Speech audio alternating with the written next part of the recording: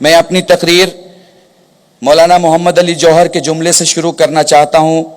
1902 में मौलाना मोहम्मद अली जौहर ने इलाहाबाद में कहा था कि मुझसे पूछा जाए कि मैं कौन हूँ तो मैं कहूँगा कि मैं मुसलमान हूँ और बस मुसलमान हूँ, लेकिन मेरी मुल्क की आन बान शान पर अगर वक्त पड़ जाए तो मैं हिंदुस्तानी हूँ और बस हिंदुस्तान हूँ।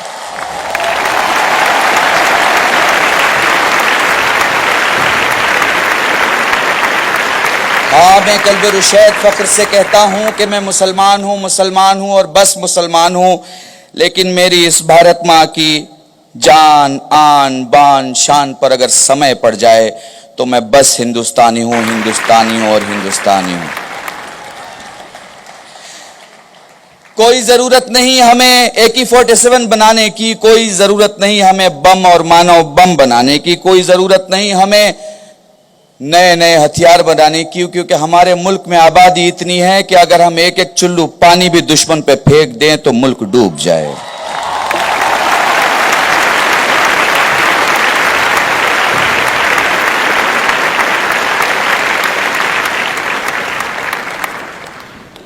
जी, मैं अपनी बात आपसे करने नहीं आया, बल्कि स्टेज पे बैठे हुए सारे बड़े लोगों की खिदमत में यह कहना चाहता हूं, मैं इन हजारों स्टूडेंट के दिलों में करवटें लेने वाली तमन्नाओं की जबान बन के दुनिया को बताना चाहता हूं कि हम गर्व करते हैं और घमंड करते हैं उस मुल्क हिंदुस्तान पर जिसकी आबादी इतना है कि दुनिया में जिंदगी के नाम पे जीने वाले इतने लोग नहीं हैं जितना भारत में भारत के नाम पे मरने वाले लोग हैं।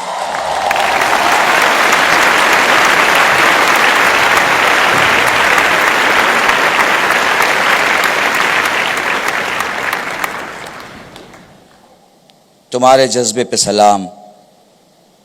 ये मुल्क तुमसे बहुत कुछ चाहता है, बहुत कुछ चाहता है। सब्जेक्ट मुझे राहुल भाई ने ऐसा दिया कि काफी बड़ा सब्जेक्ट है और टाइम ऐसा है कि या तो मैं सब्जेक्ट की बात कर लूं और या फिर मैं उसके सॉल्यूशन की बात कर लूं, पर मुझे पता है कि हिंदुस्तान में कुछ बातें इशारों में भी हो जाती हैं।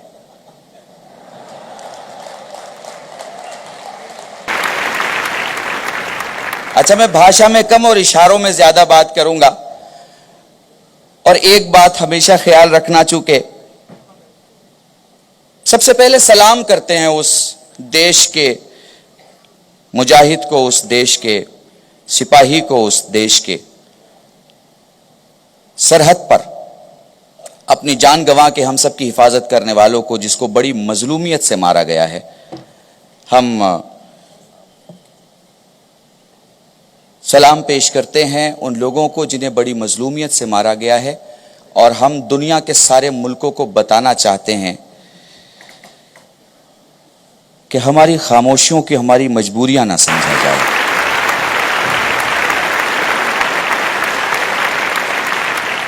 क्योंकि अगर भारत की अखलाक की वजह से हम किसी को कांधे पे बिठाना जानते हैं तो भारत की मर्दानगी को सामने रख के उसे दफनाना भी जानते हैं।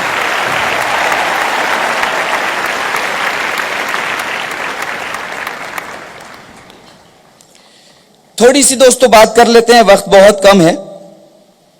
हमारे तलत भाई बैठे हुए हैं, हमारे उदय जी बैठे हुए हैं, माशेलकर जी बैठे हुए हैं, बड़े करात साहब बैठे हुए हैं और करात साहब के करात साहब बैठे हुए हैं। हमारे स्टूडेंट लीडर्स भी बहुत सारे जो बोल चुके हैं। एक बात जिंदगी में याद रखना, जो बातें मुंह से बाहर निकलती हैं वो कानों तक जाती हैं, जो बातें दिलों से बाहर निकलती हैं वो दिलों तक जाती हैं।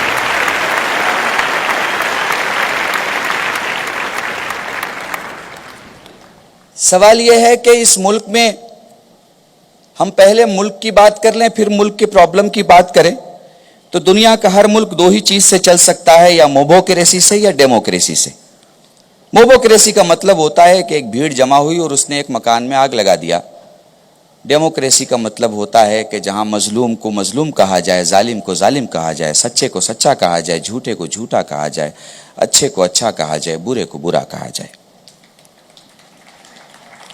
आपको यह देखना है कि आपको करना क्या है। तो अब इशारे में प्रॉब्लम समझिएगा और सॉल्यूशन मेरी जबान में समझिएगा। हमें अपने सिपाही नहीं बदलने, हथियार बदलना है। अपना मुसाफिर नहीं बदलना, रास्ता बदलना है। अपना मरीज नहीं बदलना, अस्पताल बदलना है।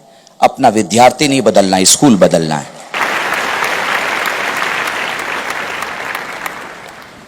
मैं समझता हूं अगर कोई कम टाइम में नहीं बोल पाएगा तो वो 45 मिनट में भी नहीं बोल सकता। हमारे देश की जो सारी प्रॉब्लम है मैंने आपके सामने रख दी। हमें मुसाफिर नहीं बदलना, रास्ता बदलना है। हमें विद्यार्थी नहीं बदलना, स्कूल बदलना है। हमें मुजाहिद नहीं बदलना, हथियार बदलना है। हमें संसद और सांसद नहीं बदलना, नीयत बदलना है।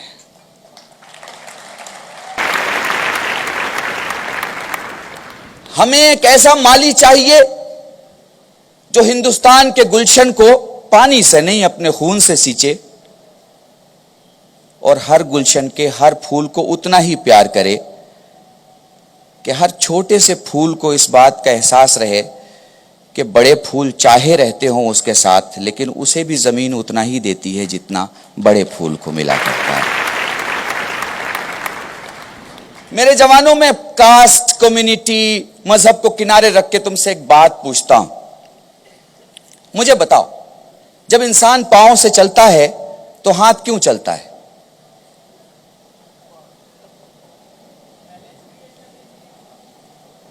बहुत प्यारी बात कही मेरे इस सुनने वाले भाई ने, और मेरे ख्याल से यही आज का सबसे बड़ा मैसेज है जो मैं आपको देना चाहता हूं। हमारे हिंदू भाइयों में इज्जतें पांव छू के दी जाती हैं, मुसलमानों में दुआएं हाथ से की जाती हैं। बहुत गौर से मेरी बात सुनना। जब इंसान मंजिल पे पहुंचता है तो मंजिल पे वो पांव से पहुंचता है, लेकिन साथ साथ हाथ भी चलता रहता है। पढ़े लिखे लोग जानते हैं कि अगर हाथ चलना बंद कर दे तो चलने वाले की दिशा बदल जाए। इस मुल्क में हिंदू पांव की मिसाल है, मुसलमान हाथ की मिसाल है। मैं मानता हूं कि मुल्क की कामयाबी में शायद मुसलमानों का उतना हाथ नहीं है जितना हमारे हिंदू भाइयों का है, लेकिन याद रखिएगा, दोनों का चलने से सिर्फ एक चीज नहीं, भारत की दशा भी सुधरती है और दिशा भी सुधरती है।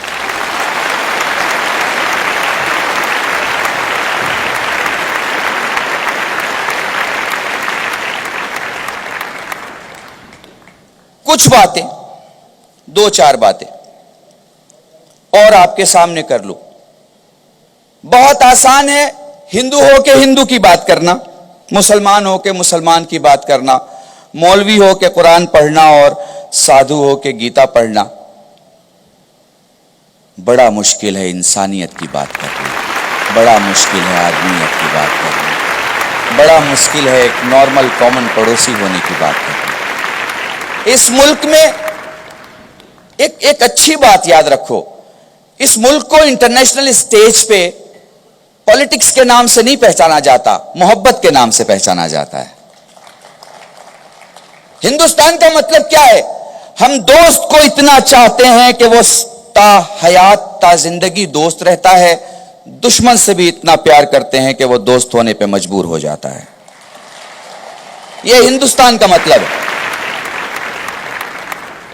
इसीलिए जब अंग्रेज ने गांधी से यह कहा था कि क्या फर्क पड़ता है, एक टुकड़ा है, पाकिस्तान अलग कर दीजिए, तो गांधी ने अपने लकड़ी के सहारे खड़े होकर अपने पीठ पे हाथ रख के कहा था, तुम अंग्रेज नहीं समझोगे, तुम हुकूमत करने वाले लोग हो, हम मोहब्बत करने वाले लोग हैं।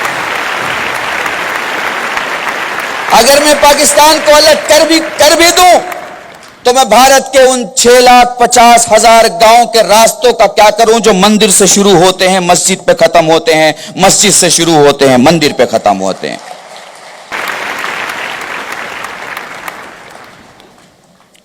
मेरे दोस्तों और मेरे प्यारे साथियों,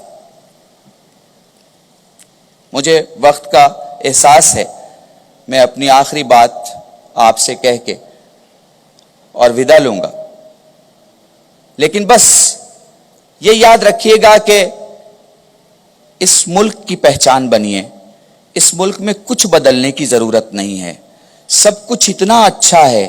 मैं कसम खाता हूं, अपनी इज्जत की कसम खाता हूं इस मिट्टी की, ये मिट्टी इतनी पाक है, इतनी पाक है, इतनी पाक है कि सजदों को भी इस जमीन पे नाज हुआ करता है।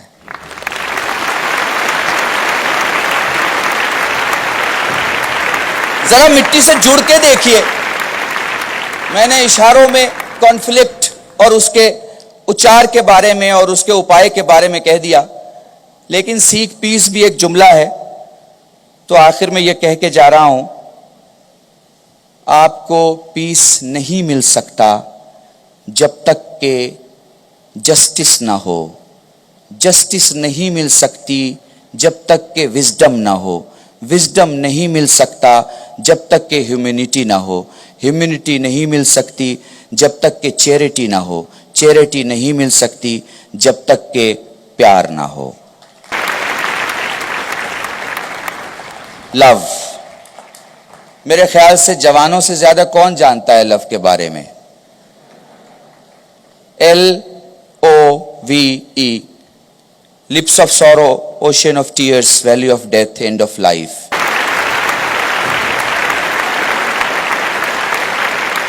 जिसे चाहते हो उसके लिए चेहरे की उदासी, जब वो जुदा हो जाए तो आंखों में समंदर जैसा छलकता हुआ आंसू, अगर वो कहे तो पहाड़ी की घाटी में मौत, और अगर वो कहे तो जिंदगी का खात्मा उसके लिए कबूल।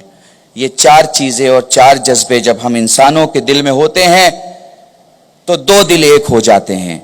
बस आखिरी जुमला कह रहा हूं, जब हम किसी से प्यार करते हैं तो दो दिल एक हो जाते हैं। बंदा बंदे को चाहता है तो दो एक होता है, बंदा खुदा को चाहता है तो सारी दुनिया एक हो जाती है।